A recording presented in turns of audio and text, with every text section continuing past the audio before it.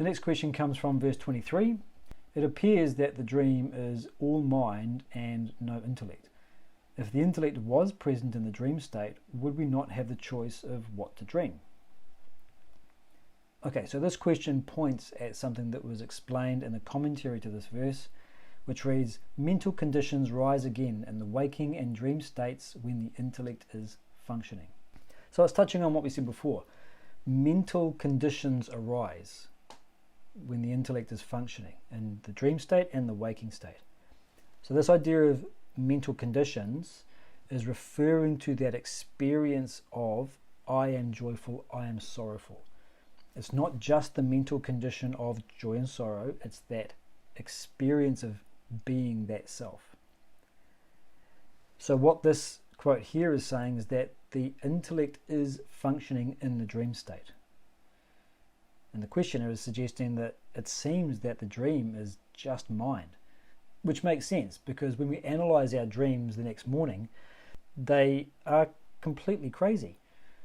It's just a strange mixture of symbols and memories and emotions jumbled up together with no seeming meaning to them. And so it seems to make sense that it's just an eruption of the mind. But when you are in your dream, no matter how crazy it is, it doesn't seem crazy to you. You're walking along the top of the Himalayas and it's nice and warm and you're walking on snow. And who are you walking with? You're walking with Sir Edmund Hillary himself, who passed away many years ago. Does it seem odd to you that you're walking in the Himalayas with a dead man? Of course it doesn't seem odd, because you make it make sense. That is the intellect functioning. There is a haphazard arising of thoughts, feelings, memories, symbols, etc.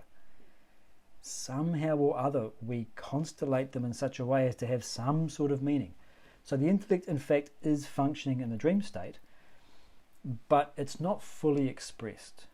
It's only a partial expression of the intellect. What that means is that there is limited meaning-making capacities. So when you are speaking with someone who has passed away, your intellect isn't available enough to say, hang on, this doesn't make sense. You're dead.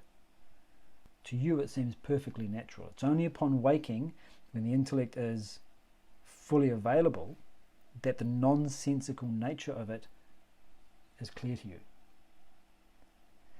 Which should give us some pause and say, well, maybe there are some nonsensical things here in my life that I'm just making sense of because that's the job of the intellect. What do I take for granted? It's a side issue. But the point here is that the intellect is present in dreams.